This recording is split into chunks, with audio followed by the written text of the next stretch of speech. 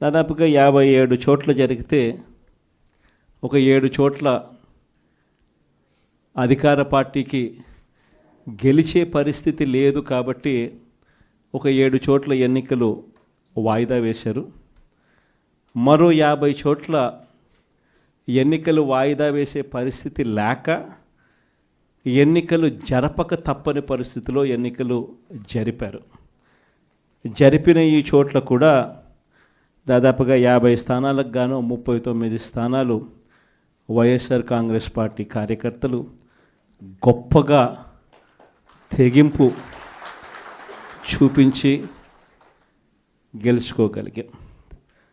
నిజంగా ఆశ్చర్యం కలిగించే విషయాలు ఏమిటి అంటే అసలు తెలుగుదేశం పార్టీకి ఇక్కడెక్కడా కూడా కనీసం గెలవడానికి తగ్గ నెంబర్స్ కూడా లేవు.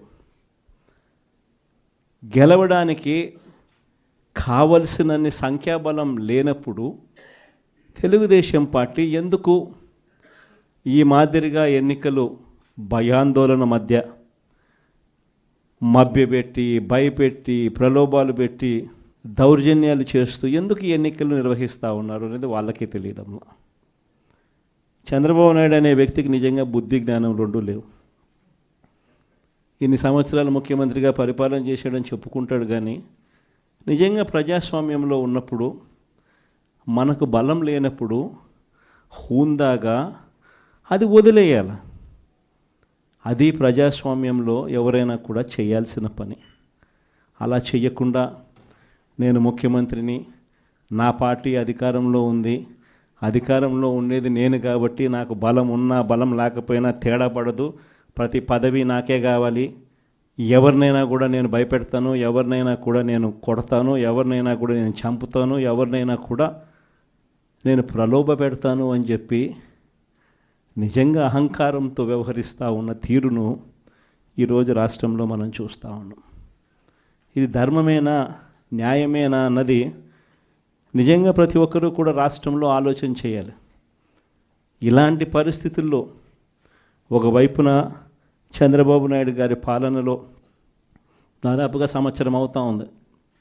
మే 13వ తారీఖున ఎన్నికలు జరిగి ఈ మే 13వ తారీఖు వచ్చేస్తే సంవత్సరం అయిపోయినట్టు. అంటే దాదాపుగా 11 నెలలు చంద్రబాబు నాయుడు గారి పాలన అయ్యింది. ఈ 11 నెలల కాలంలో ఎక్కడైనా కూడా నాయకుడు అనేవాడు ఎలా ఉండాలి? తాను చేసిన మంచి పనిని చూపించి నేను ఈ మంచి చేశాను కాబట్టి ప్రజల దగ్గరికి వచ్చి ధైర్యంగా చిరునవ్వుతో ప్రజల మన్ననలు పొందుతూ వాళ్ళ ఆశీర్వాదాలు తీసుకునే కార్యక్రమం ఎక్కడైనా జరగాలి. కానీ 11 నెలల కాలంలో చంద్రబాబు నాయుడు గారి పాలనలో మనం చూస్తూ ఉన్నది ఏమిటి అని అంటే సూపర్ 6 గాలికి ఎగిరిపోయింది, మోసం. సూపర్ 7లు గాలికి ఎగిరిపోయాయి, మోసం. 143 హామీలు ఎన్నికలప్పుడు ఒక మేనిఫెస్టో అని చెప్పి ఈ కూటమి ప్రభుత్వం దాన్ని చూపించి ప్రజలకంతా కూడా మభ్యపెట్టి ప్రతి ఇంటికి ప్యాంఫ్లెట్లు పంచి ప్రతి ఇంటికి వచ్చి వాళ్ళ కార్యకర్తలు ఇదిగో మా మేనిఫెస్టో, ఇదిగో మా చంద్రబాబు నాయుడు బాండ్ పెట్టినాడు, బాండ్ పంపించినాడు మీకు అని ఈ రకంగా ప్రతి ఒక్కరిని కూడా ప్రలోభపెట్టి 143 హామీలనిచ్చి ఎన్నికలు గెలిచారు. గెలిచిన తర్వాత 11 నెలల కాలంలో ఈ పెద్ద మనిషి చంద్రబాబు నాయుడు గారు ఎన్నికలప్పుడు ఆయన చెప్పిన ఈ సూపర్ 6లు ఏమైనాయి, ఈ సూపర్ 7లు ఏమైనాయి అని ఎవరైనా అడగడానికి కూడా ధైర్యం చేస్తే ఆ స్వరం కూడా వినపడకుండా చేయాలి అని తాపత్రయపడతా ఉన్నాడే తప్ప ఆ హామీలను నెరవేర్చాలి, ప్రజలకు ఇచ్చిన మాట నెరవేర్చాలి అన్నది మాత్రం ఎక్కడా కూడా చంద్రబాబు నాయుడు గారు అడుగుల్లో ఎక్కడా కూడా కనిపించడంలా. ప్రతి అడుగు ఒక మోసమే, ప్రతి అడుగులోనూ మోసము. ఆయన పాలనలో మనం చూసేదంతా అబద్ధాలే కనిపిస్తూ ఉన్నాయి. ఈరోజు ఈ పెద్ద మనిషి చంద్రబాబు నాయుడు గారి హయాంలో ఒకవైపున సూపర్ 6లు సూపర్ 7లు గాలికి ఎగిరిపోయాయి, మోసంగా తెలిపోయింది.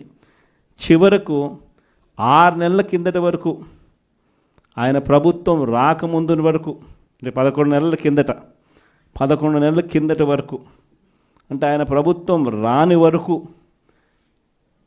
వైఎస్ఆర్సీపీ ప్రభుత్వ హయాంలో, మీ జగన్ పాలనలో ప్రతి ఒక్కరికి కూడా ప్రతి నెల ఏదో ఒక బటన్ నొక్కేది, ఏదో ఒక రకంగా ప్రతి ఒక్కరికి ఇంట్లో మంచి జరిగే పరిస్థితి నుంచి, 4 ఏళ్ళు నోట్లేకపోయే పరిస్థితి నుంచి చంద్రబాబు నాయుడు వచ్చాడు. 4 ఏళ్ళు లోపలికి పోవడం కదా దేవుడు ఎరుగు, ఉన్న ప్లేటును తీసేశాడు. మరోవైపున సూపర్ 6లు సూపర్ 7లు ఒక మోసంగా ఇవాళ ప్రజలకు అందరికీ కూడా కనపడతా ఉన్నాయి. ఇలాంటి పరిస్థితుల్లో ప్రజల్లోకి పోలేడు, కార్యకర్తలను పంపించలేడు, పంపించి ప్రజలకు ఫలాన్ని మంచి చేశాము అని చెప్పే పరిస్థితి లేదు. స్కూళ్ళు నాశనం అయిపోయాయి, ఇంగ్లీష్ మీడియం గాలికి ఎగిరిపోయింది, నాడు నేడు పనులు ఆగిపోయాయి. 3వ తరగతి నుంచి టోఫుల్ అనే ఒక పీరియడ్ పెట్టి మన పిల్లలను గొప్పగా చదివించాలి అని చెప్పి ఆరాటపడే ఆలోచనలన్నీ గాలికి ఎగిరిపోయాయి. టోఫుల్ క్లాసులు తీసేశారు. సబ్జెక్ట్ టీచర్ కాన్సెప్ట్ను 3వ తరగతి నుంచి పెట్టిన పరిస్థితులను గాలికి ఎగిరిపోయాయి. 8వ తరగతి పిల్లలకు ప్రతి సంవత్సరం ట్యాబులు వచ్చేటివి, గాలికి ఎగిరిపోయాయి. మరోవైపు వైద్యం చూస్తామనంటే ఆరోగ్యశ్రీ బిల్లుల పరిస్థితి చూస్తే నెట్వర్క్ హాస్పిటల్స్కు ఈ 11 నెలల కాలంలో మామూలుగా ఆరోగ్యశ్రీకి నెలకు 300 కోట్లు ఖర్చు అవుతుంది. 11 నెలలకు ఈ పెద్ద మనిషి ఈ నెట్వర్క్ హాస్పిటల్స్కి పెట్టిన బకాయిలు ఎంతో తెలుసా? 3,500 కోట్లు. 3,500 కోట్లు నెట్వర్క్ హాస్పిటల్స్కు బకాయిలు పెట్టినాడు. అంటే ఆ 300 కోట్లు నెల ఇవ్వాల్సింది 11 నెలల్లో ₹1 ఇలా. చివరికి నెట్వర్క్ హాస్పిటల్ ఆరోగ్యశ్రీ పేషెంట్లకు వైద్యం చేయడానికి సుముఖంగా లేని పరిస్థితి ఈరోజు రాష్ట్రంలో కనిపిస్తూ ఉంది. 104, 108 అంబులెన్సుల గురించి నేను చెప్పాల్సిన పనుల, గవర్నమెంట్ హాస్పిటల్ గురించి అంతకన్నా చెప్పాల్సిన పనుల, ఇక వ్యవసాయం గురించి మీ అందరికీ తెలిసింది. ఒక్క పంటకు గిట్టుబాటు ధర లేదు. రైతు అనేవాడు దళారీలకు ఈరోజు పూర్తిగా అమ్ముడుపోయిన పరిస్థితిలో ఈరోజు రైతన్న వ్యవసాయం చేయాల్సిన పరిస్థితి. పెట్టుబడి సహాయం కింద అప్పుడేమన్నాడు జగన్ 13,500 ఇస్తామన్నాడు.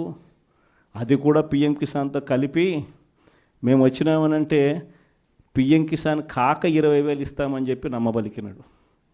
ఈయన వచ్చాడు, కనీసం ఆ జగన్ అన్న ఉన్నప్పుడు ఆ 13,500 అన్న వచ్చేది. ఇప్పుడు అది బాయ, ఆ ఇస్తానన్న ఈ 20,000 ఇది బాయ. మరోవైపున రైతులకు ఆర్బీకేలన్నీ నిర్వీర్యం, ఉచిత పంటల బీమా పూర్తిగా ఎత్తేసాడు. సీజన్ ముగిసేలోగానే ఇన్పుట్ సబ్సిడీ వచ్చేదాన్ని కూడా ఊడబెరికేసానంటే వెరసి చూస్తే రైతులకు పెట్టుబడికి డబ్బులు లేకపోగా కనీసం రైతు పండించిన పంటకు గిట్టుబాటు ధరలు కూడా లేని పరిస్థితిలో ఈరోజు రాష్ట్రం ప్రయాణం చేస్తూ ఉంది. మరోవైపున చూస్తే వాలంటీర్ వ్యవస్థ లేదు, ట్రాన్స్పరెన్సీ లేదు, పారదర్శకత లేదు, స్కీములు లేవు. ఉన్నదల్లా ఏమిటి అనంటే రెడ్ బుక్ రాజ్యాంగం నడుస్తూ ఉంది, విచ్చలవిడిగా కరప్షన్ జరుగుతూ ఉంది. మామూలు స్థాయిలో కాదు, విచ్చలవిడిగా కరప్షన్ జరుగుతూ ఉంది. పోలీసులు పూర్తిగా వీళ్ళ కాపలాదారులుగా వాడుకుంటూ ఉన్నారు, వీళ్ళ బంట్రొత్తులుగా పోలీసులను వాడుకుంటా ఉన్న పరిస్థితులు కనిపిస్తూ ఉన్నాయి. ఇలాంటి పరిస్థితుల మధ్య జరుగుతూ ఉన్నాయి. రాష్ట్రంలో ఈ ఉప ఎన్నికలు జరిగాయి. నిజంగా కొన్ని ఉదాహరణలు చెప్తా. ఎంత దారుణమైన పరిస్థితిలో ఈ రాష్ట్రంలో ప్రజాస్వామ్యాన్ని వీళ్ళు నడిపిస్తూ ఉన్నారు అని అంటే, తిరుపతిలో మీ అందరికీ గుర్తుండే ఉంటుంది, 48 స్థానాలు మనం గెలిస్తే వాళ్ళు గెలిచింది 1 స్థానం. తిరుపతి పరిస్థితి, ప్రజలు ఓటేస్తే ఇచ్చిన తీర్పు ఏమైంది? అక్కడ తిరుపతిలో మొన్న ఈ మధ్యకాలంలోనే ఎన్నిక జరిగింది, డిప్యూటీ మేయర్ ఎలక్షన్లకు. ఏకంగా మన కార్పొరేటర్లు ప్రయాణం చేస్తూ ఉన్న బస్సును ఏకంగా పోలీసు వాళ్ళే అడ్డుకొని, పోలీసు వాళ్ళే దాన్ని బస్సును ఆపి, ఆ బస్సులో ఉన్న ఎమ్మెల్సీని, ఆ కార్పొరేటర్లను పోలీసుల ఆధ్వర్యంలోనే కిడ్నాప్. బస్సు నిజంగా సిగ్గుండాలి ఈ మాదిరిగా చేయడానికి. విశాఖపట్నంలో జరుగుతూ ఉంది. విశాఖపట్నంలో ఉన్న 98 స్థానాలకు 58 స్థానాల్లో 56 స్థానాల్లో వైసీపీ గెలిచింది. ప్రజాస్వామ్యంగా మేయర్ వైసీపీ మేయర్. అలాంటి ప్రజాస్వామ్యబద్ధంగా గెలిచిన మేయర్ మీద అవిశ్వాస తీర్మానం. మన కార్పొరేటర్లందరినీ మనం క్యాంపులోకి తీసుకొని పోయి మనోళ్ళు పాపం జాగ్రత్తగా పెట్టుకునే ప్రయత్నం మనోళ్ళు చేశారు. క్యాంపులు లేకపోతే ఇళ్ళకు పోలీసులు వస్తున్నారు, వచ్చి భార్యలతో మీ మొగుళ్ళు ఏడుండారో మీరు చెప్పకపోతే మిమ్మల్ని స్టేషన్లోకి తీసుకొని పోతామని చెప్పి పోలీసులు విశాఖపట్నంలో 40వ వార్డు కార్పొరేటర్ ఇంటికి పోలీసులు పోయి భార్యతో మాట్లాడిన మాటలు నిజంగా అసలు ఏమన్నా బుద్ధి జ్ఞానం ఉన్నోళ్ళు ఎవరైనా చేస్తారా? పోలీసుల్ని మాదిరిగా వాడుకునే కార్యక్రమం. రామగిరి మండలం మన అనంతపురం జిల్లాలో ఇక్కడ కూడా ఆశ్చర్యకరమైన విషయం. ఉన్నటి ఎన్ని ఎంపీటీసీలు అంటే 9 మనం గెలిస్తే వాళ్ళు 1 గెలిచినారు. అనంతపురం జిల్లాలో రామగిరి అనే మండలంలో ఈ కాన్స్టిట్యున్సీలో 10 ఉంటే వాళ్ళు 1, 9 మనకు. ఎవరు గెలిచాలి? యాక్చువల్గా మన వాళ్ళే గెలవాలి కదా, సంఖ్యాపరంగా చూసినా ఏం పరంగా చూసినా. కానీ పరిస్థితి ఏమిటి చూస్తే అక్కడ ఎస్ఐ మన ఎంపీటీసీలందరినీ కూడా ప్రయాణం చేస్తూ ఉన్న ఏకంగా పోలీస్ ప్రొటెక్షన్ ఇచ్చి నేను తీసుకపోతాను మీ ఎంపీటీసీలందరినీ అని చెప్పి ఆయనే పోలీస్ ప్రొటెక్షన్ ఇచ్చినట్టుగా బిల్డప్ ఇచ్చి కనీసం ఆయన తీసుకుపోతున్నాడు అంటే దారి మళ్ళిస్తాడు. దారి మళ్ళించి ఆయన కిడ్నాప్ స్వయంగా చేస్తాడు. చేసి అక్కడ వీడియో కాల్ పెడతాడు. తెలుగుదేశం పార్టీ ఎమ్మెల్యేతో video call. Telugu Desam party MLA ఆయన కొడుకు వీడియో కాల్లో మన ఎంపీటీసీని ప్రలోభ పెట్టే కార్యక్రమం ఎస్ఐ ఒక బ్రోకర్గా ఎస్ఐ బిహేవ్ చేస్తాడు వీడియో కాల్ పెట్టి. అప్పటికి మన ఎంపీటీసీలు వినకపోయేసరికి ఏం చేశాడు? ఈయనే కిడ్నాప్ తీసుకొని పోయి ఏకంగా మండల కేంద్రాలయంలో వీళ్ళందరినీ నిర్బంధించి బైండ్ ఓవర్ చేస్తారు. అక్కడికి మన ఎమ్మెల్యే మన మాజీ మంత్రి అక్కడ మన మహిళ మాజీ మంత్రి ఇద్దరు వెళ్ళి అక్కడ ధర్నా చేయాల్సిన పరిస్థితిలోకి వాళ్ళు పోయి మన ఎంపీటీసీలను మనం తీసుకొని మనం పోతే మన వాళ్ళ మీదనే కేసులు. చివరికి అంతటితో కూడా ఆగిపోలే. ఆ మండలంలో భయం రావాలట. ఆ మండలంలో భయం రావాలని రామగిరి మండలంలో ఏం చేశారు? ఒక ఇంపార్టెంట్ బీసీ లీడర్ను, లింగమయ్య అనే ఇంపార్టెంట్ బీసీ లీడర్ను చంపేసినారు. పోలీసులు ఏం చేస్తూ ఉన్నారు? పోలీసుల సమక్షంలో ఏకంగా చంద్రబాబు నాయుడు గారు ప్రతి కాన్స్టిట్యున్సీలో చేయిస్తూ ఉండేది ఏమిటి?